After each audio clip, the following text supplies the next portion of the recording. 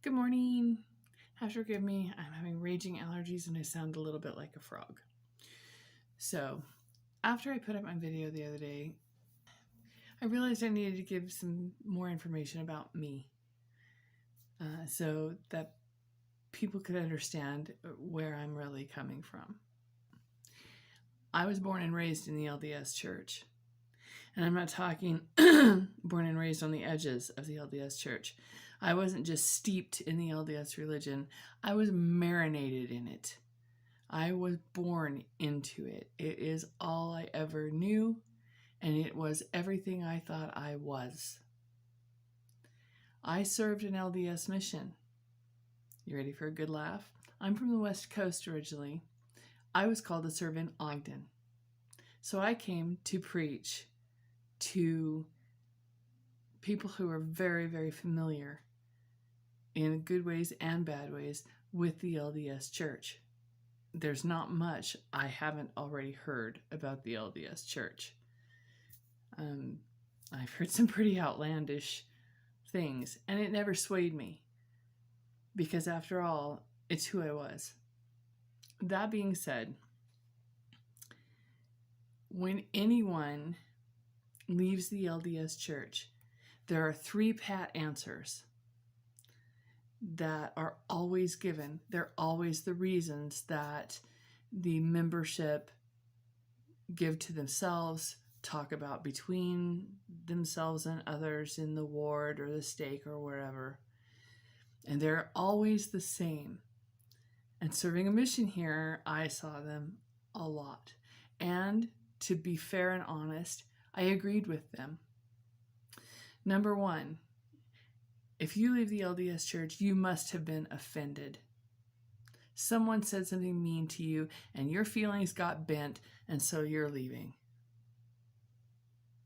Number 2, well, she must have read something anti-Mormon, and it swayed her because she had a weak testimony to start with.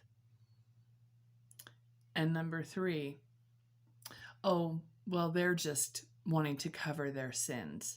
They want to drink coffee, or they want to not live the word of wisdom. That's the usual one. They want to not have to live the word of wisdom. And stuck in with that is, oh, well, you heard they've been excommunicated, right? Which is, we don't talk about that. That's rude. So, we can say they want to cover their sins, but we can't talk about it if they've been excommunicated. So with those 3 in mind, let me assure you, I've never been offended by the church. I've never been abused by the church. I know some have, and I apologize for that I didn't realize it was a problem. But I have no axe to grind with the LDS Church. I got nothing to prove. I got nothing to yell about. I've never been excommunicated. Never committed any heinous sin that needed covering. And number 3, I've never looked beyond the church's own sources. Longer than that. But for 3 years solid, I searched everything that the church had available. Church's website, Joseph Smith Papers, anything at Deseret Book, the church news, church official publications, looking, begging to find the one thing that would click into place and make all of my questions suddenly make sense and make everything all right again. While I was digging into those church sources, that's what destroyed my testimony. Not anti-Mormon stuff, but the church's own sources. So that being said, I want to assure anyone who watches these, if anybody ever does, I will never quote, count on, try to sell you anything from an unofficial source. If I can't prove it by a reliable source, I won't post it. I will always check the facts.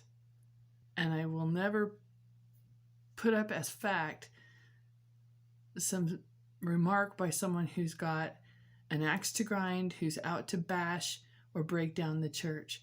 That's not my point. What I'm here to do is remark on the things that I have seen, that I have heard, things that destroyed my testimony and almost destroyed me in the process. Now you know where I come from.